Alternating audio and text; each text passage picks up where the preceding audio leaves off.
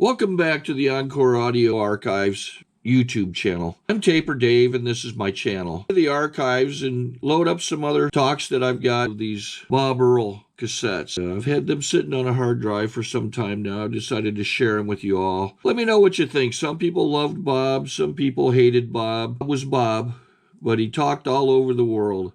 I mean, he's from Los Angeles, Beverly Hills area, and did other things. I think he was a writer. Just click down below, like or subscribe, or both, like and subscribe. Just click down below, like and subscribe on my channel. It helps me out. Just a little click for you, doesn't cost you anything, and I'm bringing you some Bob Earll. And have a good day if you want to. Please join me in welcoming our speaker, Bob.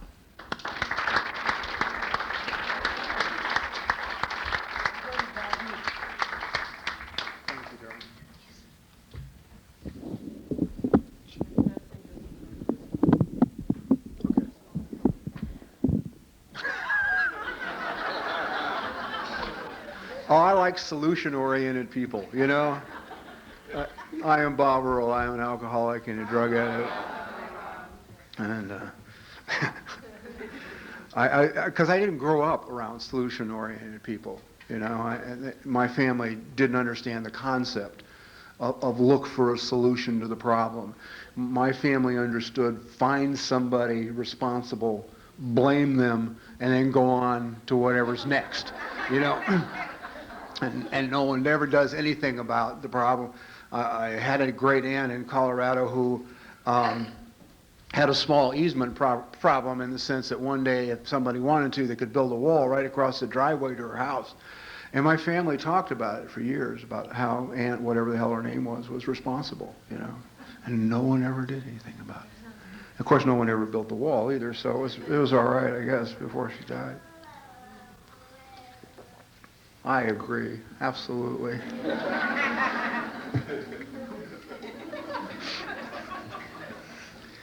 If we're lucky, the children that get raised in sobriety get raised a little better than an awful lot of us did. I'll tell a story. I have a daughter. She'll be 9 in a few days, and I'm divorced, and she's with her mom in New Mexico, and she's afraid of the dark, like a lot of kids are. Not panic-stricken, but she'd prefer a little light if she can have it. Otherwise, she's all right, but she's not thrilled. And the nanny was taking her to go sleep at a little girlfriend's house, and she lost, it's winter there now, and she lost control of the car, and it spun out and banged off the side of the mountain and then launched itself, teetering over the embankment on the other side. And the nanny opened her door and looked out, and it looked like ground to her, solid ground, so she stepped out, and it was 9 feet straight down. And she tore out her knee and couldn't walk, and so she's laying down there in the snow, and the car is like, you know, this. And so my daughter, who has been raised in a solution-oriented home, is having difficulty getting out of the car with her coat on. So she takes her coat off, she climbs out of the car, and she walks a half a mile in the dark down this road in the mountains to get help. I mean, we are so proud of her. I'm so proud of her I can't see straight. You know, she didn't sit in the car and scream at the nanny, you know, how it's her fault. You know, your fault, I'm here, goddamn. And leave her there in the snow to die, you know.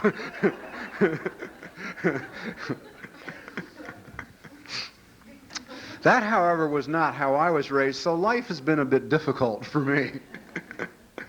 One of the things that I realize now, it took me a long time to get a hold of this, it caused me immense difficulty, both pre-drinking and using, drinking and using, and particularly in recovery, was I grew up in a home where there was only one opinion allowed. And if it wasn't, my father was gone, then it was my mother's opinion. But if my father was there, it was my father's opinion. And that was it. And dissenting opinions were not allowed in the house. I mean, you were either right or you were wrong. There was no such thing as you being right and me being right. I mean, that concept didn't even exist. I didn't even know of it. I had never even heard of it. And so it's always been difficult for me to allow myself to take in new information that threatens my old information. Because there's a part of me that believes if yours is right, then I am wrong. and it's a tough one to get past. I remember when I first got sober. I've been clean and sober for over 34 years now, and when I first got sober, a couple of buddies of mine from the streets got clean through a program called Teen Challenge, which is run by the Pentecostal Church. Very rigid fundamentalist Christianity, beyond rigid in my. But anyway.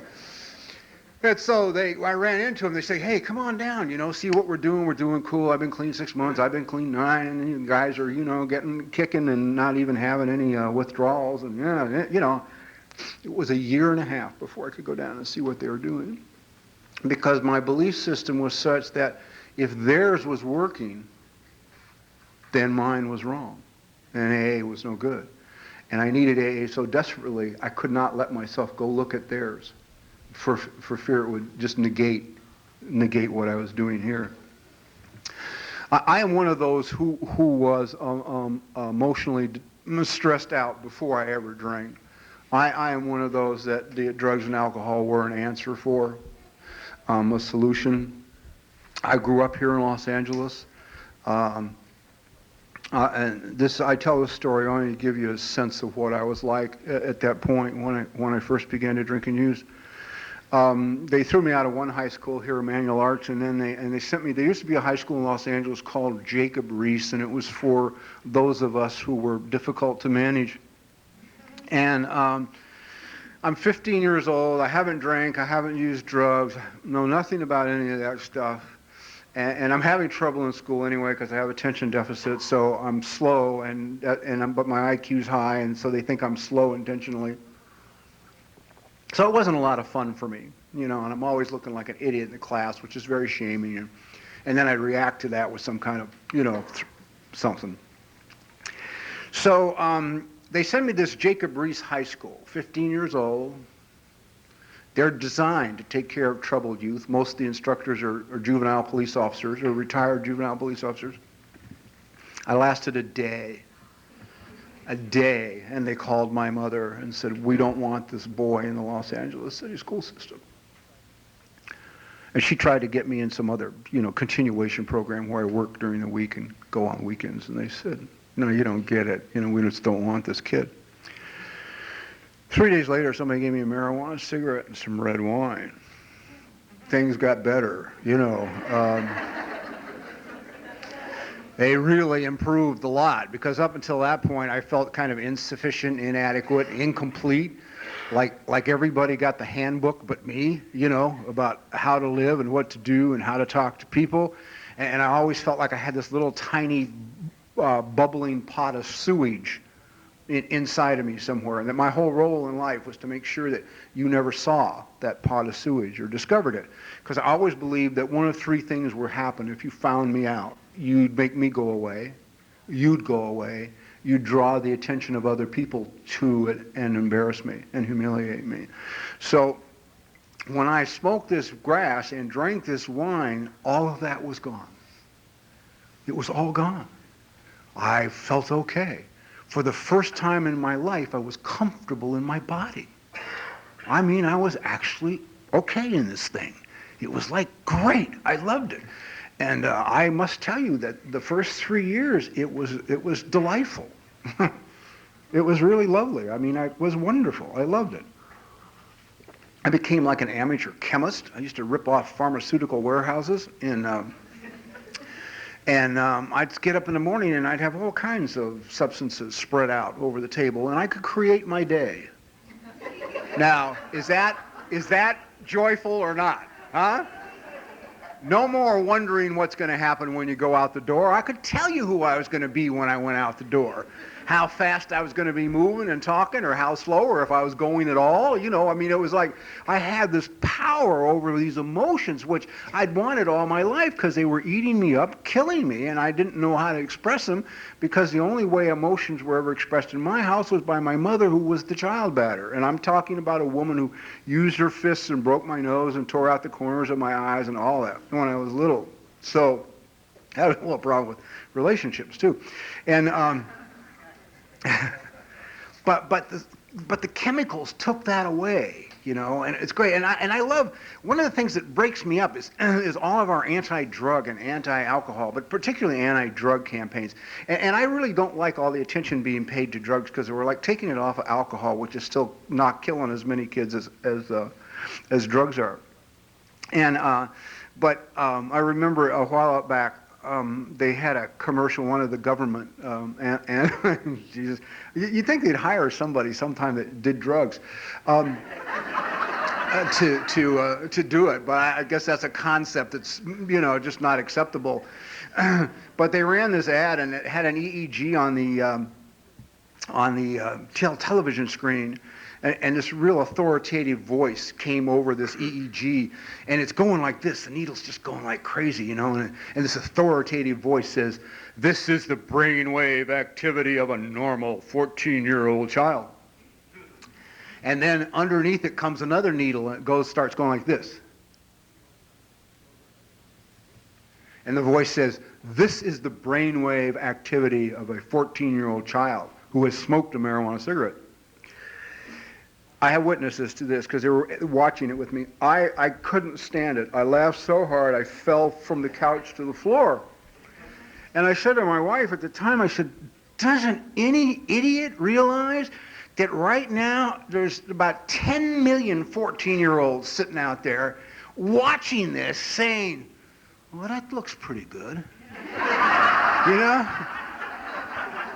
I'm so sick of this I could scream, I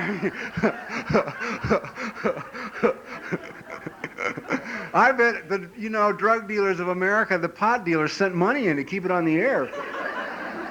It was just too good an ad to let go. Of course, we all know what happens after 3 years. Stuff turned on me, and then it no longer fixed things. It created more problems than it took care of, and I felt worse after I got loaded than before I got loaded. And so I did that dance. Enrolled into at 26 in Pasadena. I have never, ever figured out what I was doing in Pasadena. The only conclusion I've been able to come up with over the years is that I had no respect for their police department. And I probably figured, as burned out as I was, I needed to be where I thought the cops were stupid. That's the only thing I can come up with as to why I was in Pasadena. It was not, exactly a big draw for me. AA was okay, except there was nobody my age around at the time, and Pasadena was a unique sort of AA.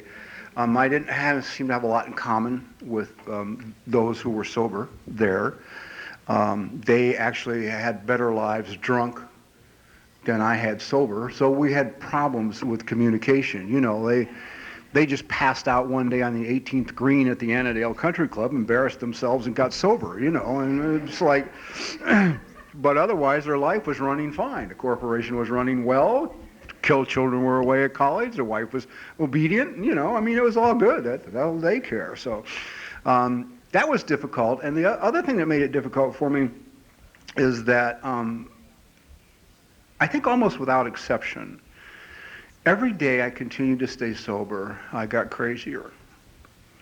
And the first thing I do when I'm in a new situation is I watch you, because having no identity and no self, I need to know how you do it. So I watch you to see how you stand, how you talk, how you laugh. Well, how do you have to behave to be okay in this group? And so in AA, I did the same thing. I watched, how do you have to behave to be okay in this group? And because I didn't want to draw attention to myself and stick up my hand and say, you know what, I'm clean and sober, but I'm really losing it here. I'm having meetings at home alone by myself, it's stressed at 3 in the morning, I'm putting the chairs in a circle, getting the book, moving from chair to chair, having a discussion meeting, winding up in an argument with myself, screaming, back and forth at me, which did give me a little humor anyway, at some point. So what I noticed was at that time, the operative word was fine. It seemed that no matter what happened to anybody, the really good AAs were fine. They lost their job, their wife left them, the dog died, whatever, they were fine.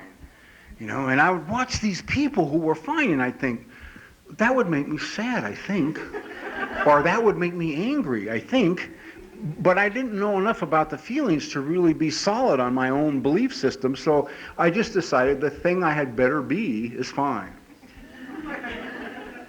I wasn't. I was making grave mistakes. I did everything they tell you don't do in AA. You know, the thing here that gets me is really interesting is how quick we are to sit in judgment on people instead of just let them, you know, take the path they have to take. You know, and there's all kinds of rules now that aren't written anywhere. My favorite, of course, is the one about don't get emotionally involved the first year. I have no idea who that came from. I mean, obviously somebody who can't have a relationship. I mean, that's logical, but beyond that, I mean, I don't know where it came from, and I've been around here a long time, man. I don't know where the hell it came from. And I began my first relationship 3 weeks into sobriety. So, and this is a true story, so help me God. I gave a 10-minute talk, and this girl who was 3 months sober, and who they loved in Pasadena because she'd been a Rose Princess, and so they had a sober Rose Princess. They were really proud of her. She came up to me after the meeting, after my 10-minute talk, and she said, my sponsor told me if I heard anything I liked, take it home.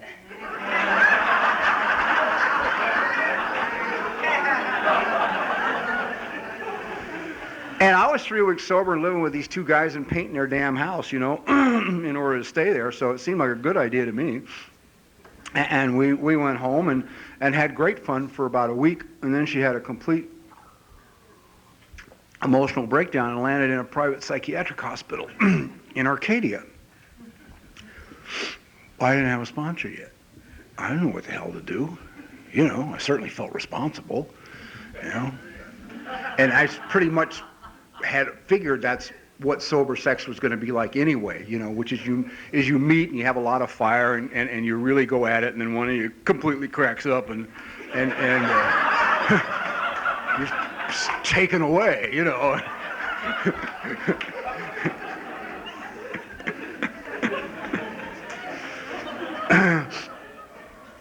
So she'd been taken away, and so I used to go visit her in this very private psychiatric hospital and take every day take the big book and get well cards, which I understand now is not it's not kind to take someone there for mental illness, a get well card, but I didn't know at the time. I meant well. My heart was in the right place anyway. And we'd sit by the swimming pool in this nut house and plan the rest of our lives together with God, AA, and the 12 steps. And I was not unfamiliar with that environment. I used to have long races on the 6th floor of County Hospital on Thorazine and see who could walk the farthest backwards in the paper slippers without losing them.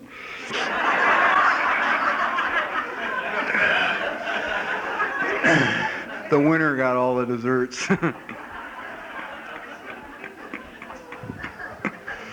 Something to do, yeah.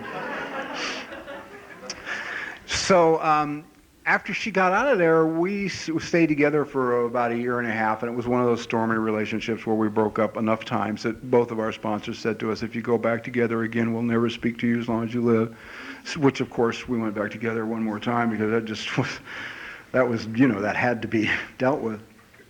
And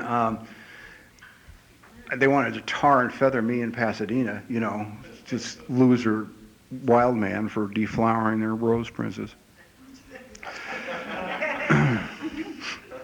And after we broke up the last time, I didn't see her for about 10 years. I can't tell you why. We're both here in Southern California. We're both sober. Our paths did not cross.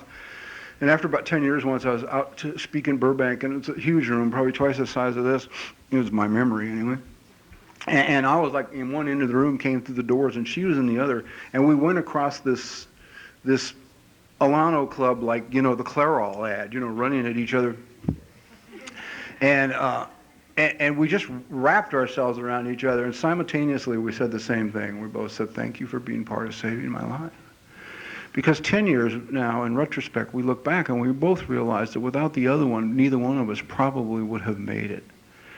because she had no mechanism to distinguish danger. So she could have easily asked a serial rapist to be her sponsor and not got one alert, not one warning.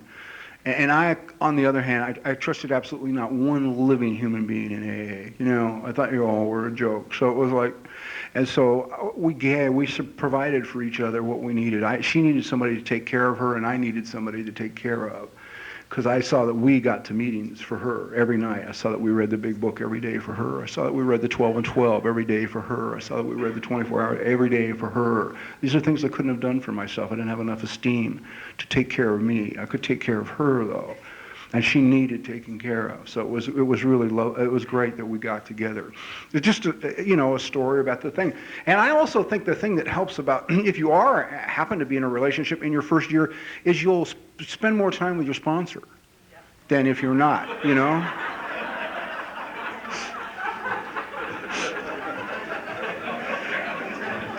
If you're not, you'll probably talk to your sponsor once or twice a week, maybe. If you are, you'll probably talk to your sponsor once or twice a day. So it gets you a lot closer to your sponsor quicker. So I continued to bounce through AA, living two lives. Living the person that I presented to you at meetings and at the podium, and the real nutcase that was winding his way through the streets of Los Angeles every day. I had a lot of anger that was coming up behind the wheel. It seemed to be attached to the ignition key. I'd turn the ignition key, start the car, and I would transform like the Hulk, into this thing behind the wheel. So I would be chasing people through the streets of Los Angeles, for failing to use their turn signal. I was just insane. And nothing helped that. Even meditation. I am a compulsive, obsessive personality, if no one's figured that out at this point. That basically, for someone who does not know, means that we can take things that are good for us and kill ourselves with them. I quit smoking and somebody turned me on to running. I have no knees left now. It's like, now I walk. It's life. That's how, when you take it to the wall, that's what it's like. But so meditation I liked a lot. When they turned me on to meditation, I learned SRF and third eye and that leaving my body. And this was a concept that I was very, very happy to find. Because being in my body has never been somewhere I wanted to spend much time. So that I could meditate and get out of it was great. And I got to the point where I'd get up at 4 every morning and meditate 4 hours before I'd leave the house, compulsive obsessive, Why do 15 minutes when you can do 4 hours? I'd leave the house, pull up the driveway, turn right on Doheny, and, somebody would not use their turn signal in a block. And I would be, here we go again, 100 miles an hour through the streets and my head's hanging out the window. I'm screaming obscenities, foam's coming out of my mouth. I'm completely insane. Completely insane. And I just was in the lap of God for 4 hours. Didn't change a thing, man. I'm still not. Probably was going to speak at a meeting, probably pulled into the parking lot outside the meeting, wiped off the foam, fixed the hair, walked in, and when somebody said, "Hey, Bob, how are you?" "Fine, thanks." Because no one else was talking about chasing people through the streets of L.A. at 100 miles an hour. I had not heard one person get up the podium and say, "I'm having a little difficulty in traffic." Has anybody got a suggestion for me? Not a soul. I was not going to be the first one. I was not going to be the first one. I continued to stay sober. And I continued to stay sober because the promises of this program are true. They said, if you do what we did, you will stay sober. Okay? And I did what they did, and I stayed sober. Even under this emotional stress that I was living with, I continued to stay sober. All right? Now, the quality of my life sucked at times, but I was sober, and some of my friends were failing at that little number of doing what others had done, and others, God bless them, I feel so bad now for them because the information wasn't available about family systems and took their lives. Just flat, blew their brains out after a number of years of sobriety. So I rolled up to 17 years of sobriety through the grace of God I'm what's called a task-oriented person. Not so much now as I used to be, but that used to be the only way I could get my value, prove to you that I had any value is doing things. If I was doing something, I had value. And if I did it within the allotted time.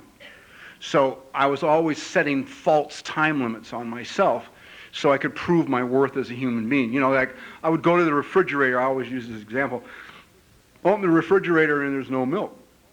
So I said, okay, need to go to the market and get milk. So far, we're okay. This is mental health here. This is, identifying a problem. I've identified the problem, and I know what the solution is. Okay, so far, I'm okay. What comes next is where the disaster falls. I look at my watch and say, I got to be back by 3. Well, I don't have to be back by 3. I don't have anything to do till 6.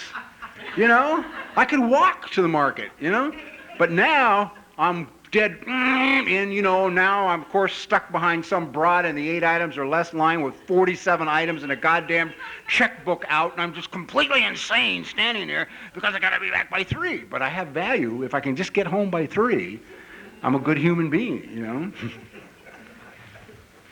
So the only way I've been able to accomplish really deep, meaningful spiritual surrenders in sobriety is I have to be physically stopped. Once I had my back broken, once I had my leg, knee surgery, once I got really sick, and no one could, for about 6 weeks, no one could identify what was wrong with me. No one. I mean, I had every test everywhere. I had great doctors. No one could come up with what was wrong with me. And so every time I've been physically stopped, I can really let go. It's like, okay, I give up. It's yours. Screw it. And as a result of one of these surrenders, after the broken back, I became a writer, which everybody found humorous, me included. And I became very successful at it. Wrote and produced television for a lot of years. So by the time I was 17 years sober, I'd been writing and producing television for 12 years. I was only having one small problem area in my life, which was relationships. I was also in the process of divorcing my 5th wife. So that's an expensive habit, let me tell you, man. Take up gambling, No one can shop like an emotionally distressed female on the credit card of the person she's pissed off at. Oh, they can slam dunk Rodeo Drive. So I had a little problem in that area, but does it surprise anyone? I'm a battered child by a woman. I mean, what do you expect from me? The capability of having an honest, open, meaningful relationship with a female? I gotta be kidding. Because the minute you get mad, overtly angry, covert anger is great. That excites me. But overt anger, I become inside a helpless 2-year-old child who's going to be severely hurt and no one is going to come to his aid. Now I get it, that's not intellectually logical, but emotionally that was my reality. So every time a woman would get angry and blow up, that was the end of the relationship. I mean, I never said anything then because they'd just get madder. I would see that it ended. I'd become like a recluse and non-communicative and, no more sex. And I'd drive them out until they went away because I didn't want to stand up and say, hey, I can't take it when you yell at me. Because I figured they'd yell more. So, I mean, it's logical that I was having the problem. And there was no really good relationship advice at the time. I mean, we're not relationship experts here. You want relationship advice, go to a marriage and family counselor. You want to, know how to parent your kids, go to a parenting class, get some information. So 17 years clean and sober, I could have been a poster child for AA. I know some of the things I say upset people, but don't let it bug you too much because, it's either my experience or my opinions. And I'm prone to change my opinions on the way home. So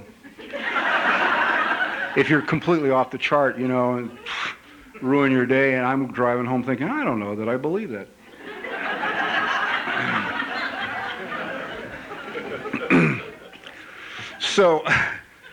So I mean, I was writing on a hit television show. I was living in a penthouse at the beach. I had expensive cars. I just was getting rid of a beautiful wife. I had a beautiful young girl living with me.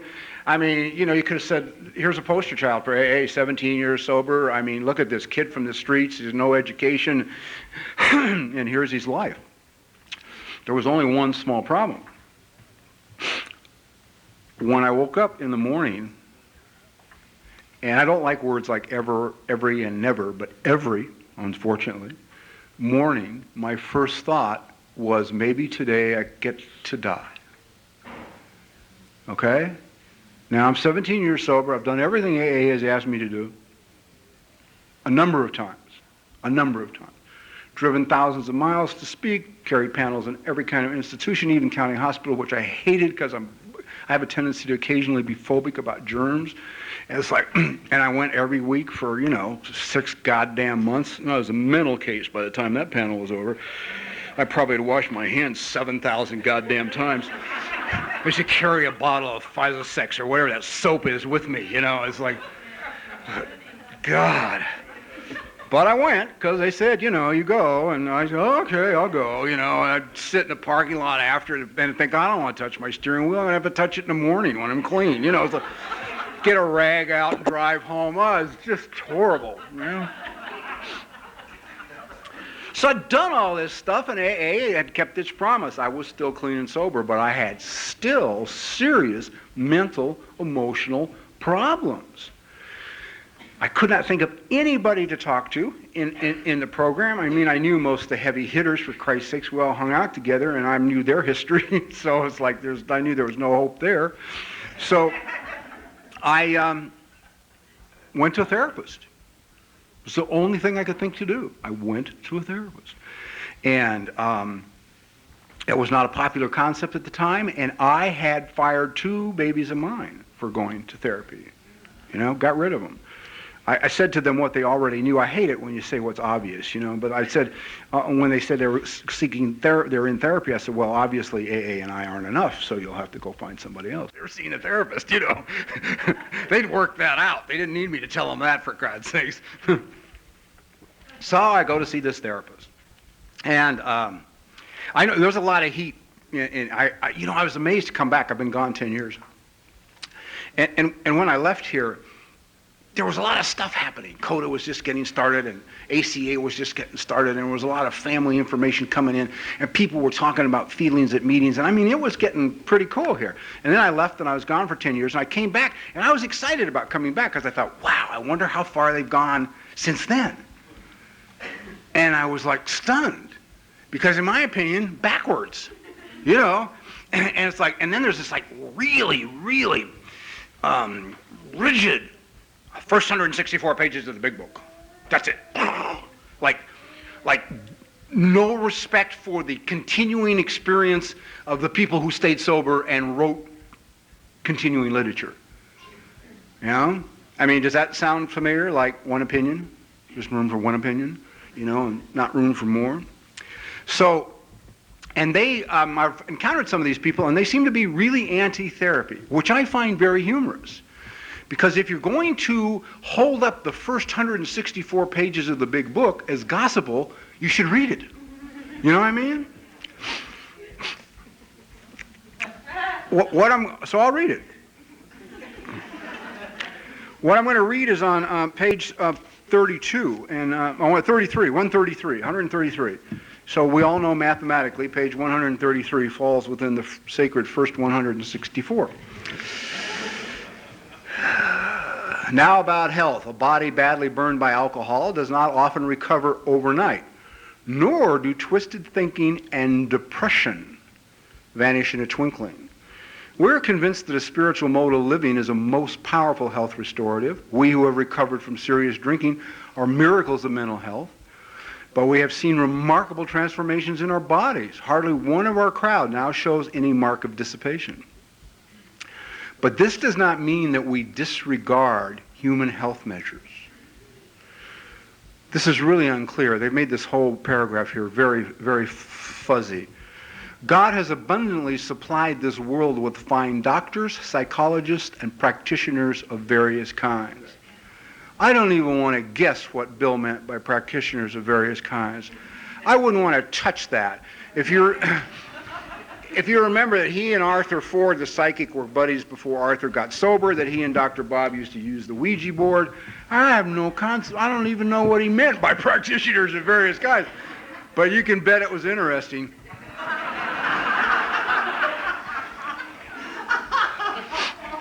And this part gets really unclear. Do not hesitate to take your health problems to such persons. Do not hesitate to take your health problems to such persons. Most of them give freely of themselves that their fellows may enjoy sound minds and bodies. Try to remember that though God has wrought miracles among us, we should never belittle a good doctor or psychiatrist. Their services are often indispensable in treating a newcomer and in following his case afterward.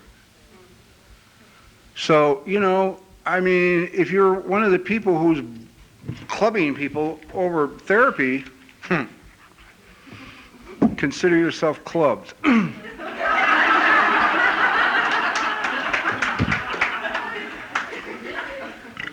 Well, I stand before you 34 years clean and sober. You going to argue with me that my program doesn't work for me? I mean, I'm not telling you to go. I'm not telling anybody in the room to go. I'm just saying if it seems to be your path, cool. Saved my life. I went into therapy and it saved my life. I spent 5 really intense years with this woman and it changed me entirely. Entirely. I've learned how to express my feelings. I got a sense of the tremendous impact of what happened to me when a child, how it related to me as an adult. And then I hepped up to things like people don't want to talk about that stuff. People don't want to hear about in AA about children abused at the hands of the alcoholic parent. Why? We're full of alcoholic parents who abuse their children. Of course we don't want to hear that crap. It's painful. I passed on to my daughters what was passed on to me. I had no other tools to raise them with. None. And that stuff is ingrained. When my daughter was born, I used to sit in her room at night and rock in the chair and watch her sleep in her crib, and I would cry. I was so overjoyed that she was in my life and that she was there and that she was alive. I mean, the depth of my love for her stunned me. I didn't know I was capable of loving anyone or anything as deeply as I loved this child. And yet, when she got, moving around, and there was another personality in the house now, when she and I were at cross purposes with each other, my immediate instinct would be to take my fist and slug her in the corner of the eye.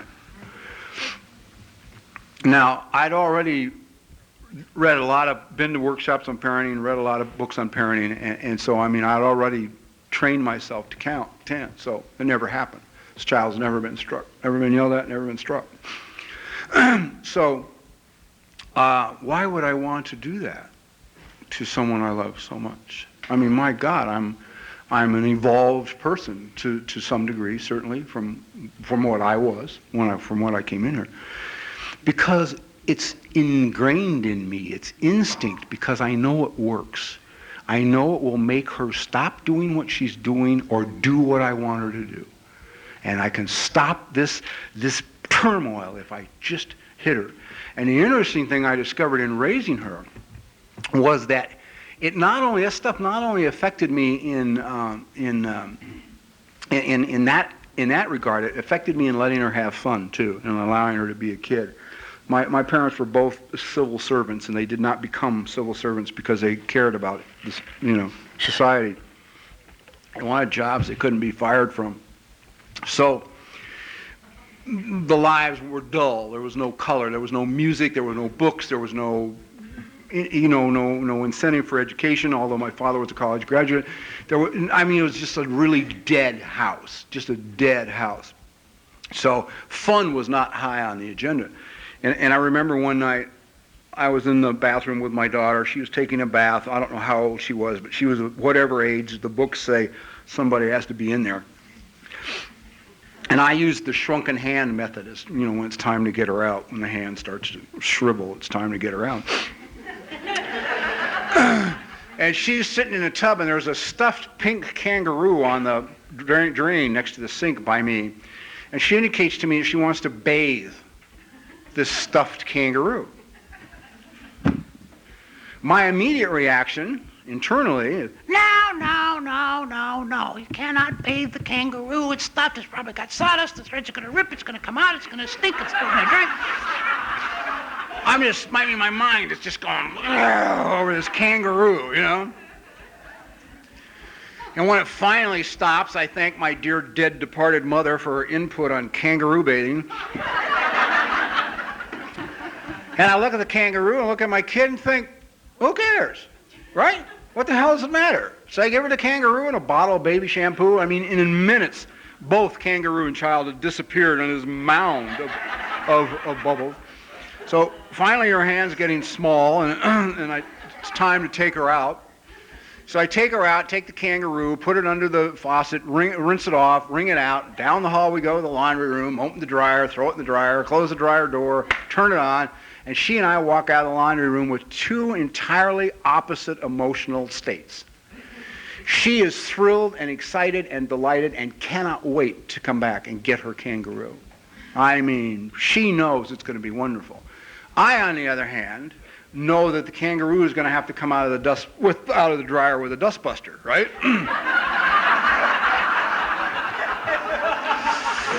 Well, having fun is difficult for me. You know, the concept of fun can be very hard for me sometimes, really hard for me sometimes. Well, anyway, we came back, 40 minutes later, and the kangaroo was pink and fluffy and beautiful and gorgeous, and she went off down the hall very happy and thrilled with herself that she had the idea and that it worked out. Had it not been for me, for therapy in recovery, I would have been unable to be the kind of father that I am. I wouldn't have a child. We're divorced now and separated, so she comes from Santa Fe to spend time with me, and I go there. And, we've had to have some talks. I mean, I never understood the impact of divorce on a child before dealing with this one, because this one gets to express all of her feelings. So she's not the least bit hesitant about saying what she wants, or that she wants mom and dad back together, or she needs this, or that she hates stepdad, or she loves, whatever. I mean, she just puts it all out there. And so I have been able to just sit with her quietly and talk and, convince her about how the love doesn't change and how lucky she is to have 3 people who love her and adore her. And, it's just great. It's just great. I mean, she's doing wonderfully. So what I'm trying to say is this. It's so easy to get really rigid, and I think we kill a lot of people being rigid. One of our greatest throwaway lines in AA is they stopped going to meetings. He stopped going to meetings. Well, if you think that through for a minute, that's a really dangerous line, because let's assume we were cancer patients instead of alcoholics. And so we said to someone, you have a terminal disease, it's going to kill you. But if you come to these meetings and sit and do a few simple things, this is going to put the cancer in remission, and you will live out a long and full life. And can you imagine somebody not coming? And if somebody didn't come, they would go find out why. But we don't go find out why. I mean, why does the person stop going to meetings? We're offering them their life. So we just throw them away. So why they stop going to meetings? Well, maybe they're too goddamn depressed to get to meetings. Maybe it's kind of depression that is so deep and so black you don't understand it because you've never had it. So maybe they need extra help in order to get to a place where they can even get to the damn meetings in the first place. I mean, there's a lot available now. I see the thing is, it's like, I heard somebody, I wasn't there, I'm sorry I wasn't, I would have had something to say, but from my story, somebody got up at the podium and said, if anybody's on Prozac, they're drunk. Well, first of all, there's a medical inaccuracy there, so we won't even talk about neurotransmitters and what they do and all that, because there's no time. But set that aside. That's not what AA is about.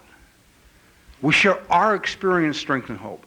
If I want to get up to a podium and say, if I was to take a neurotransmitter drug, any kind of drug to affect neurotransmitters, I would consider myself drunk. That's cool. I can say that anytime I want. But I have no right to say that to you. None. Because I have seen people so depressed they couldn't get out of the house. With depression so bad I couldn't believe it. I could not believe it.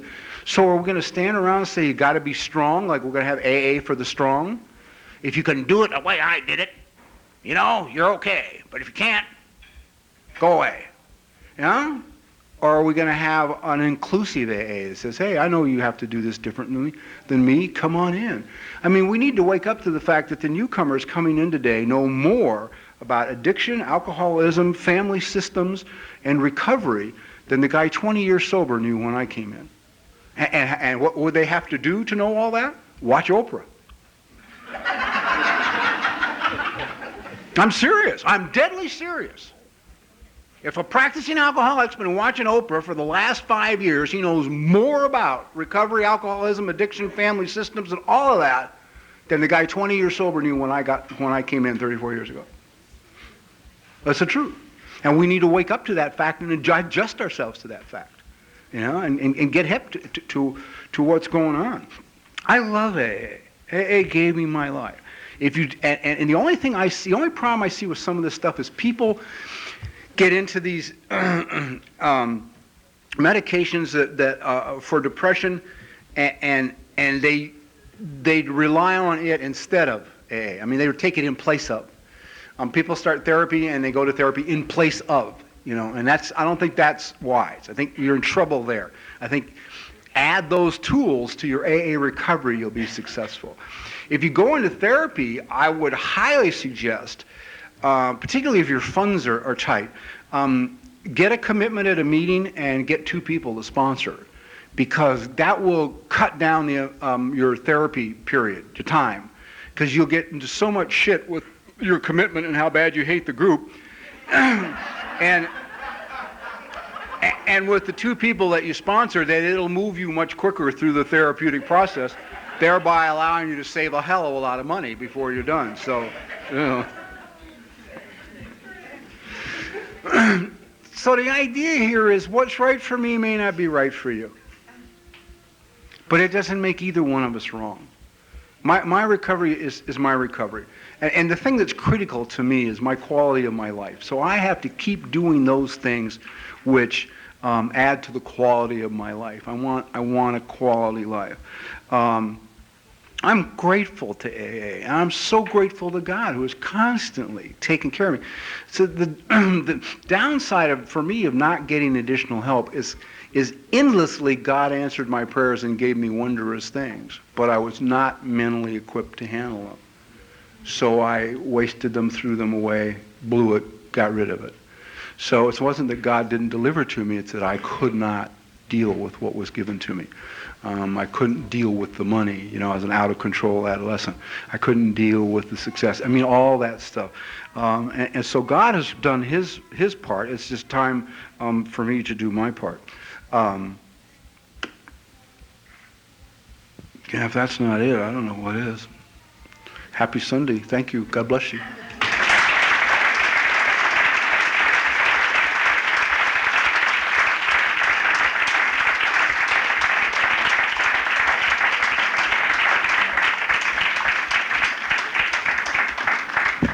Thank you, Bob. Did I let it go or something? Is it all right? Is it going to fall on the floor? Thank you. Oh, thank you so much. Thank you, and next week another sober alcoholic will share with us. For each of you, we hope this meeting will become an important part of your Sunday. Next week, bring a friend. Congratulations again to the birthday people, and I'd like to thank Laura for being so kind to me and asking me to lead this, and to thank Shirley R. for Chapter 3, Doug for Chapter 5, Jim for the 12 Traditions, and in advance Shirley C. for A Vision for You. And let's thank our speaker one more time, please.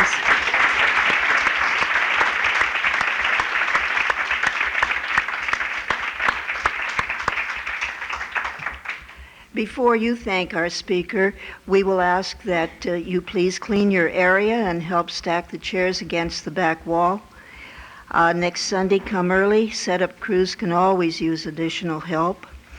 And until next week, may each of you have 7 sober days, 1 day at a time. And I've asked Shirley C.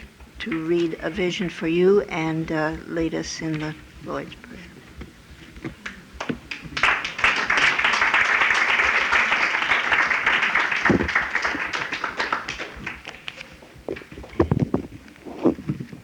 Here we are. Thank you. Thank you. Hi, everybody. I'm Shirley, and I'm an alcoholic. A vision for you. Our book is meant to be suggestive only. We realize we know only a little. God will constantly disclose more to you and to us. Ask Him in your morning meditation what you can do each day for the man who is still sick. The answers will come if your own house is in order. But obviously, you cannot transmit something you haven't got. See to it that your relationship with Him is right, and great events will come to pass for you and countless others. This is the great fact for us. Abandon yourself to God as you understand God. Admit your faults to Him and to your fellows. Clear away the wreckage of your past. Give freely of what you find and join us. We shall be with you in the fellowship of the Spirit, and you will surely meet some of us as you trudge the road of happy destiny. May God bless you and keep you until then.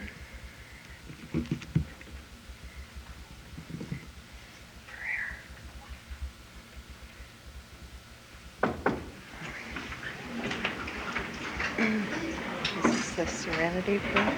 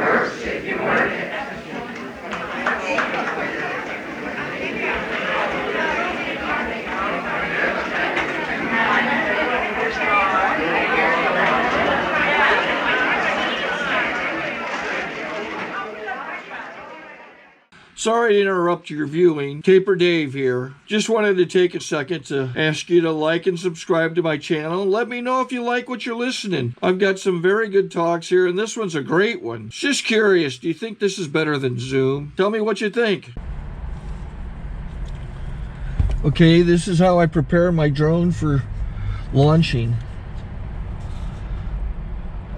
I like to do it inside the cab of my truck so I'm not standing outside in the weather. To install the joysticks for control, up and down, right and left, powered on. I have an Android phone that I use to connect it to the drone with. And it's actually controlled through the iPhone, through an app. Oops, wrong way. It's actually controlled through the iPhone, or through this Android phone, through the app. It's actually controlled through the Android phone, through an app, and you connect it through this short connection right here.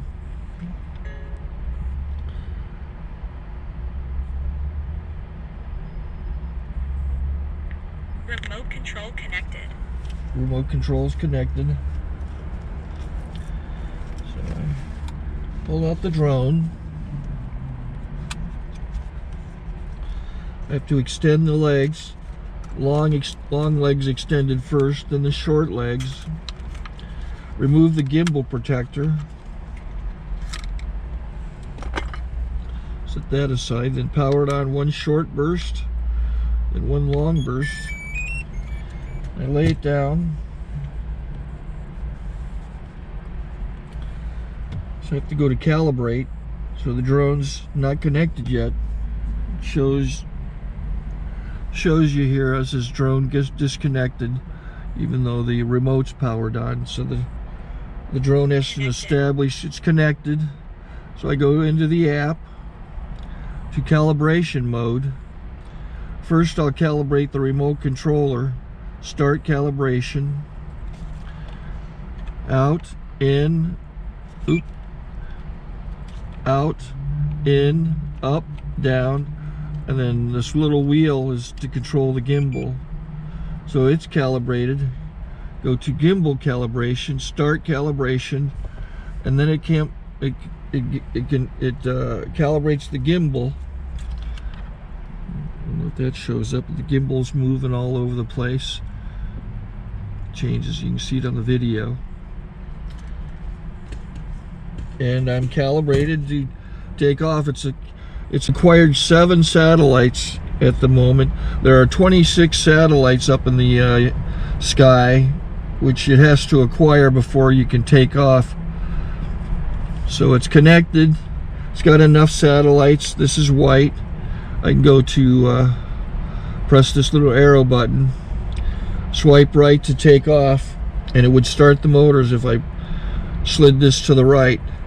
But I'll wait till I get outside. Don't want to do it inside.